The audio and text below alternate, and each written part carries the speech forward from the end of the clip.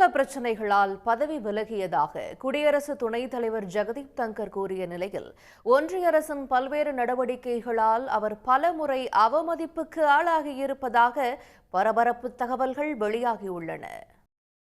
குடியரசு துணைத் தலைவர் ஜெகதீப் தன்கரின் திடீர் ராஜினாமாவுக்கு நீதிபதி பதவி நீக்க விவகாரமே காரணம் என்று கூறப்பட்ட நிலையில் ஒன்றிய அரசின் பாரபட்ச நடவடிக்கைகளால் தன்கர் பலமுறை அவமதிப்புக்கு ஆளாகியதாக புதிய தகவல்கள் தெரிவிக்கின்றன. முந்தைய குடியரசு துணைத் தலைவர்களை ஒப்பிடுகையில் தன்கருக்கு குறைவான வெளிநாட்டு பயணங்களே ஒதுக்கப்பட்டதால் அவர் அதிருப்தியில் இருந்ததாக தெரிகிறது. தனது 35 மாத கால பதவிக்காலத்தில் 4 முறை மட்டுமே அரசு பயணமாக அவர் வெளிநாடுகளுக்கு சென்றுள்ளார். தன்கருக்கு முன் இப்பதவியில் இருந்த வெங்கையா நாயுடு 5 ஆண்டுகளில் 13 பயணங்களை மேற்கொண்டது குறிப்பிடத்தக்கது.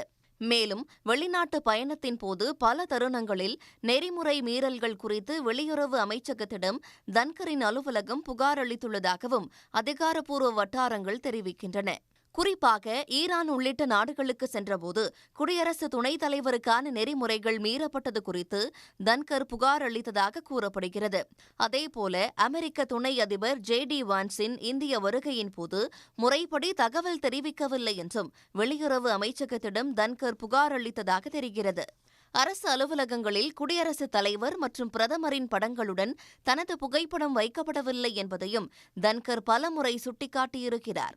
அத்துடன் தனது பாதுகாப்பு வாகன குழுவில் உள்ள அனைத்து வாகனங்களையும் மெர்சிடிஸ் பென்ஸ் கார்களாக மேம்படுத்துமாறு ஜெகதீப் தன்கர் பலமுறை ஒன்றிய அரசுக்கு அழுத்தம் கொடுத்தும் அது பரிசீலிக்கப்படவில்லை என்றும் கூறப்படுகிறது.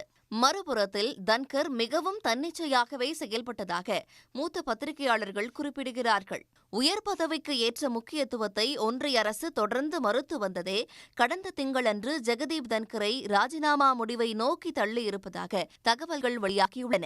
உடனுக்குடன் செய்திகளை தெரிந்து கொள்ள சன் நியூஸ் பெல் ஐகானை கிளிக் பண்ணுங்க.